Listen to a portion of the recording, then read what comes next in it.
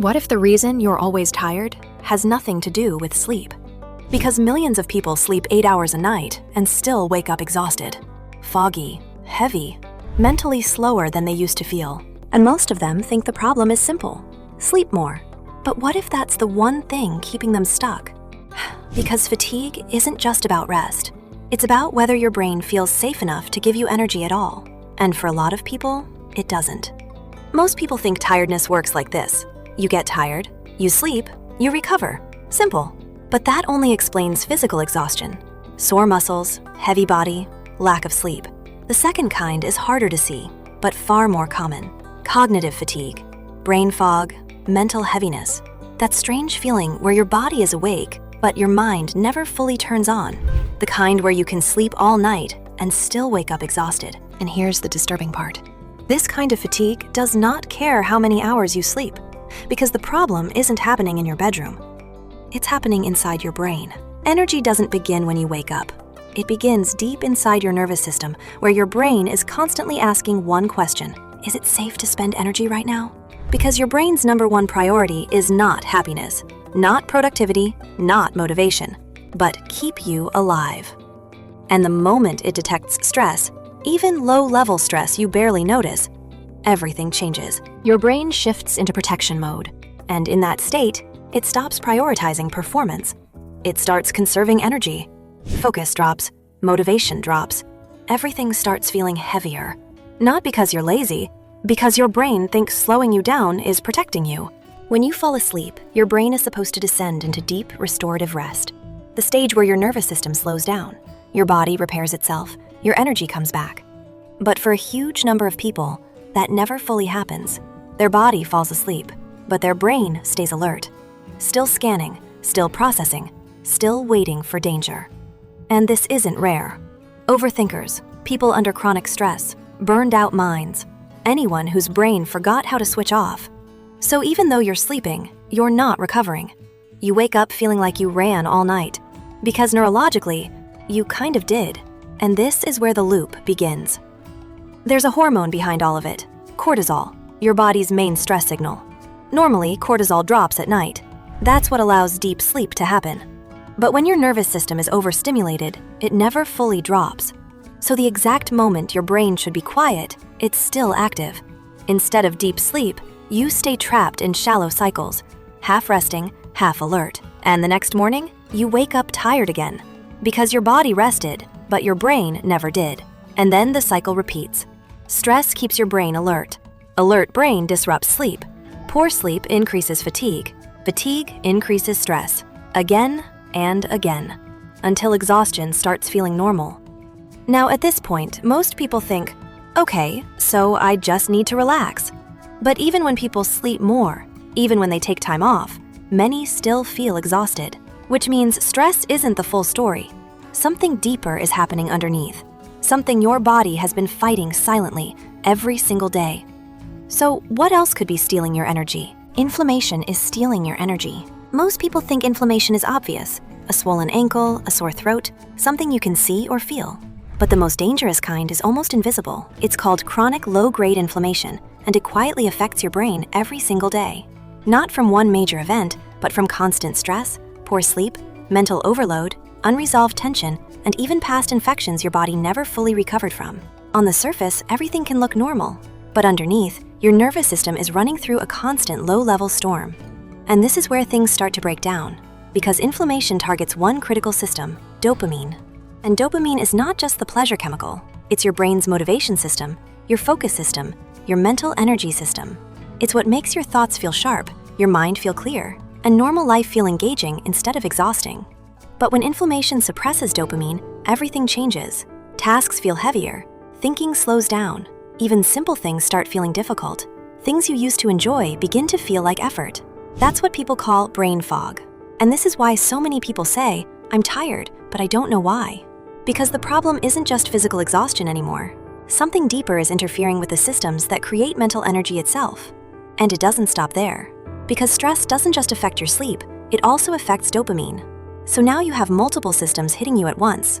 Stress raises cortisol. Cortisol disrupts sleep. Poor sleep increases inflammation. Inflammation suppresses dopamine.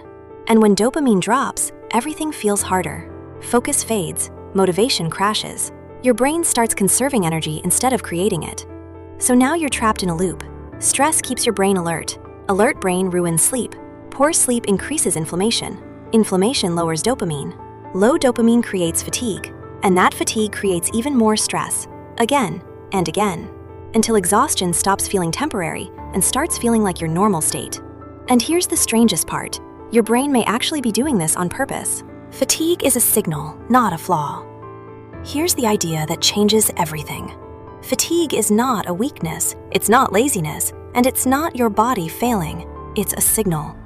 Your brain processes fatigue almost the same way it processes pain. Pain tells you to stop because something needs attention. Fatigue does the same thing. It slows you down because your brain believes something is wrong. From your brain's perspective, low energy is safer than burnout. So when it detects chronic stress, lack of recovery, inflammation, or mental overload, it automatically shifts from performance mode into protection mode. Motivation drops, clarity drops, energy drops, not because you're incapable, but because your nervous system is trying to keep you stable. Because stability matters more than performance. And modern life keeps pushing people deeper into that state without them even realizing it. A state where their brain never fully leaves survival mode. And eventually, the real problem becomes impossible to ignore. It's not that you don't have energy, it's that your brain no longer feels safe enough to release it. And once you see that, everything starts to connect. Because now the question isn't, how do I get more energy? It becomes, what is your brain reacting to that's making it hold that energy back? How to actually fix it without just sleeping more. So if your body is shutting down your energy, how do you turn it back on? Not by forcing it, by removing the signals telling your brain it still needs to stay in survival mode. Because your nervous system was never designed for modern life. Every scroll, every notification, every quick hit of novelty, small dopamine spike, then crash. Spike, then crash. Over and over until your baseline changes. Normal life starts feeling flatter, heavier, harder to engage with. It's not effort alone exhausting you. It's the non-stop flood of stimulation keeping your brain trapped between overstimulation and depletion. And the worst part? Most of it follows you into bed. Your brain cannot fully rest if it still thinks it needs to stay awake. That's why deep sleep matters more than sleep time. Because deep sleep is where your nervous system finally powers down, your body repairs itself, and your energy actually resets. But blue light from phones and screens blocks melatonin, the hormone your brain uses to enter that state. No melatonin means no real recovery. Your body might be unconscious, but your brain never fully shuts off. But stimulation isn't the only thing crashing your energy. Your diet can do the exact same thing.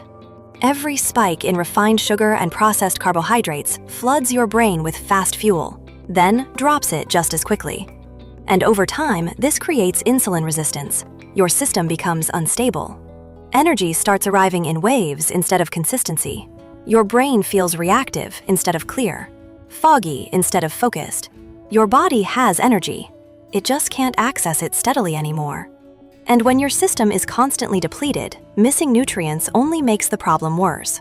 Things like magnesium, potassium, B vitamins, and vitamin D3 are directly involved in energy production, nervous system regulation, and recovery.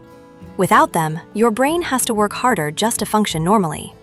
Then there's the thing almost nobody talks about anymore: sunlight. Natural light is one of the strongest signals your nervous system can receive, especially in the morning.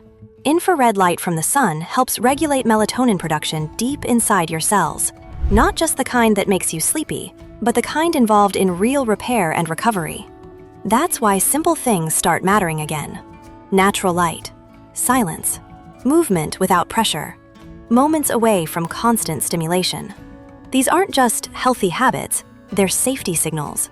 Signals telling your nervous system, you're not in danger anymore. And when your brain finally believes that, something shifts. Stress begins to regulate. Sleep deepens. Fatigue softens. Dopamine stabilizes. And energy stops coming in short bursts and starts becoming consistent again. For the first time in a long time, motivation doesn't feel forced. It feels natural. So there you have it. You're not weak. or bad at sleeping. You're someone whose brain got stuck in a loop that nobody ever explained, and now you finally have the map to get out. If you're always tired, it's not because your body is failing you. It's because it's been trying to tell you something for a long time. And once you start seeing fatigue this way, you realize something most people never do. Energy isn't something you chase, it's something your body gives you when it finally feels safe again. If you want more videos that go this deep into the science your doctor never had time to explain, subscribe. Because most people spend years fighting symptoms without ever understanding the system creating them.